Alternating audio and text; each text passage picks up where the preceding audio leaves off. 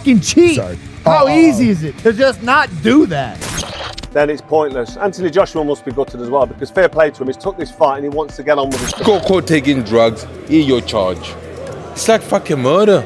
If you fucking murder somebody, you're gonna... Jake Paul's brother destroyed him after he failed the drug test, and Logan's rage was an exaggeration. Seeing Jake Paul humiliate himself before the huge clash with Anthony Joshua sent shockwaves through the entire boxing world. Logan sounded disgusted because Jake turned a career-defining moment into a public embarrassment. Do it, and I'm stunned. Like, what the fuck are you thinking? Logan Paul doesn't hold back. He viciously humiliated Jake Paul, leaving no room for excuses after the failed drug test ahead of Anthony Joshua. What was meant to be a defining moment turned into a circus, with Jake publicly exposed as reckless, foolish, and utterly incapable of defending himself against his own brother's brutal attack. Are you on performance-enhancing drugs? If taking Viagra counts, then yeah. Derek Chisora doesn't pull punches. He shredded Jake Paul mercilessly for failing the drug test and getting suspended. What should have been a serious professional moment turned into a public circus. Chisora's words hit like a sledgehammer, exposing Jake as reckless, irresponsible, and undeserving of the spotlight in the boxing world. No, they should, everybody who gets caught taking drugs should get a fucking 10-year ban, man. Fuck everybody. I don't understand why we have to fucking footsie around this shit for, you know? You know, there's a problem with this fucking organization. British Border Control, there's a bunch of old motherfuckers in there now, yeah? They need to fucking retire and let us young guys. Anthony Joshua destroys Jake Paul verbally, his words dripping with disbelief and disappointment. After the failed drug test, Jake faced one of the sport's biggest stars, and the shame was palpable. Joshua's blunt honesty highlighted the gravity of the scandal, signaling to the boxing world that Jake's credibility and professionalism had hit rock bottom. He's been test positive, yeah. Like, it's happened, man. It happens in this sport. It's not new. It's happened to me already. I'm just happy I invest in this anti-doping. Duke McKenzie expresses outright disbelief. Two positive samples back-to-back leave the entire boxing community stunned. Jake Paul's failed drug tests have shattered any illusions about his professionalism. The sheer audacity of the misstep ahead of a high-profile fight is almost incomprehensible, leaving fans, analysts, and peers questioning how someone could be so reckless in elite competition. This is the point. How can he give a sample and then a B sample and they both come back positive for a banned substance? It doesn't make any sense. Eddie Hearn highlights the technical gravity of Jake Paul's failure. The banned substance isn't a minor slip, it directly violates the WBC code, potentially affecting competition integrity. The fact that a test a week before the fight could trigger a violation underscores the severity. This isn't just embarrassment, it's a professional disaster for Jake Paul. The issue with that substance is it's banned in competition under the WADA code. And under the WADA code, in competition represents the day of the fight, which you could actually essentially fail a test for that a week before. Adam Smith voices cautious uncertainty. Even seasoned analysts are struggling to make sense of Jake Paul's failed drug test. With fragmented information circulating on social media, speculation runs rampant, amplifying the scandal. The lack of clarity only magnifies the humiliation, leaving Jake exposed to judgment from fans, insiders, and the wider boxing world alike.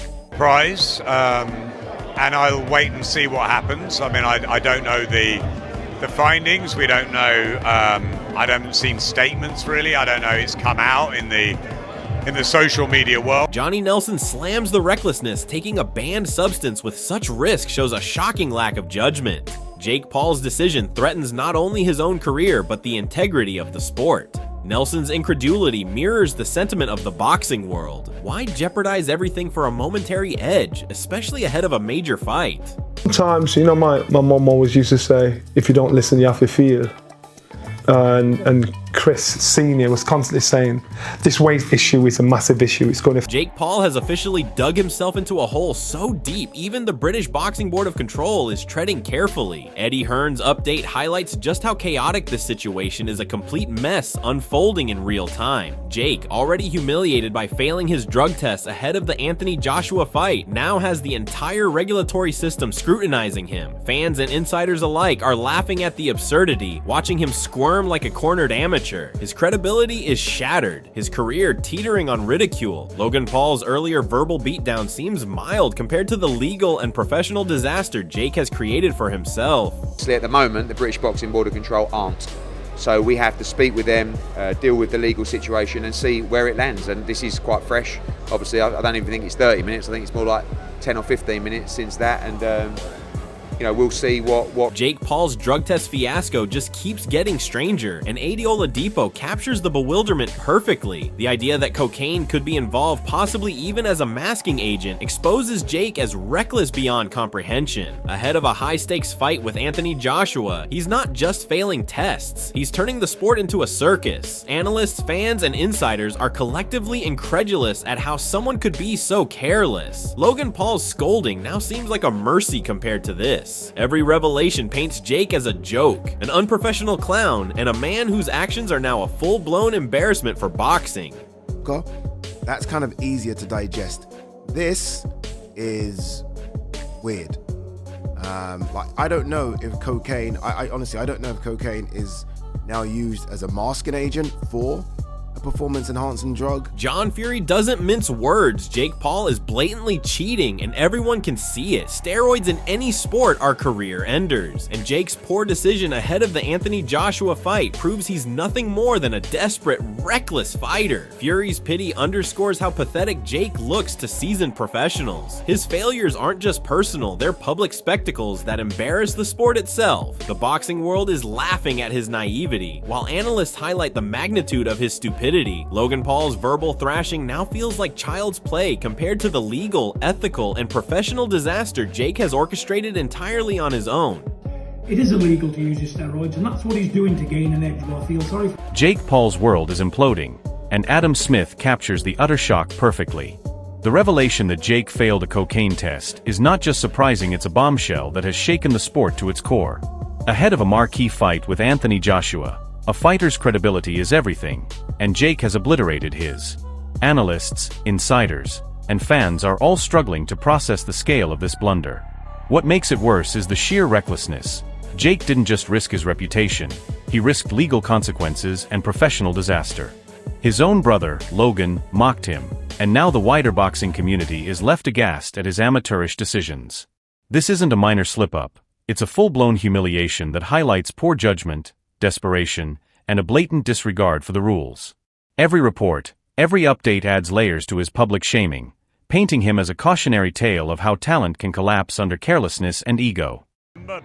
Eddie said to me yesterday at 60-40, so we don't know. I don't know if that is the case and he's failed a sample for cocaine. That's really surprising, massively surprising. Liam Goff's analysis exposes just how messy Jake Paul's situation is.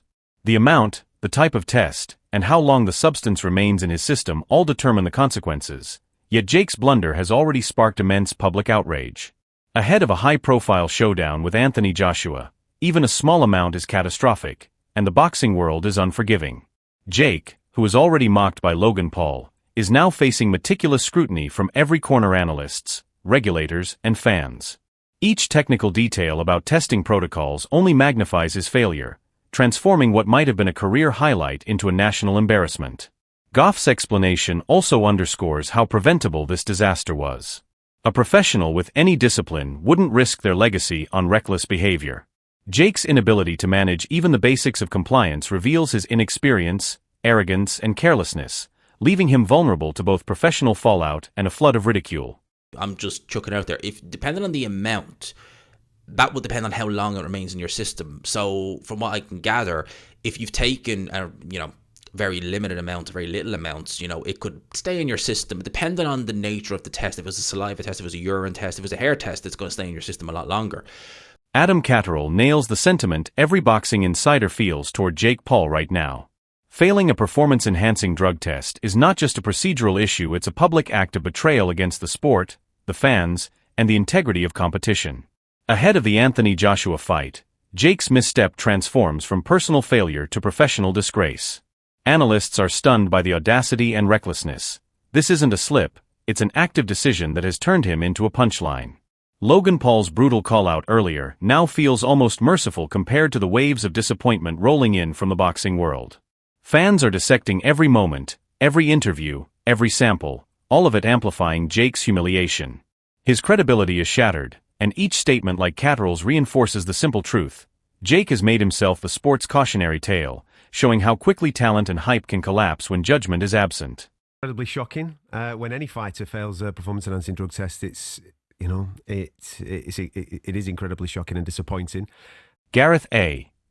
Davies exposes the absurd complexity of Jake Paul's scandal.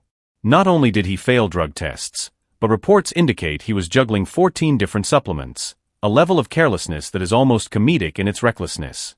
Ahead of the Anthony Joshua fight, a high-stakes environment where preparation, discipline, and focus are everything, Jake's actions make him appear clueless and unprofessional.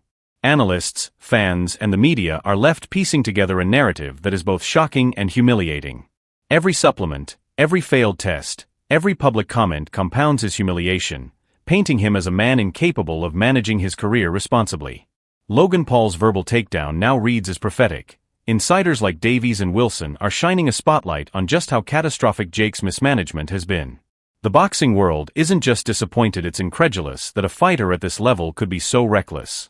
I haven't been reporting on it this morning. I'm just slowly coming up. One of my colleagues, Jeremy Wilson's doing it for the Telegraph. He's the drugs expert or the doping expert on the desk, and I think there was something like 14 supplements that he was using. Carl Frampton delivers a stark warning that frames the gravity of Jake Paul's actions. Using performance-enhancing drugs isn't just a technical violation in a sport where a single mistake can end a life, it's a moral and professional catastrophe. Jake's failed tests ahead of the Anthony Joshua fight aren't minor errors. They are a reckless gamble that endangers not only his reputation but the integrity and safety of the sport. High-profile failures like his invite harsh judgment, and Frampton's comments underline the extreme consequences Jake risks: lifelong bans, career derailment, and public disgrace.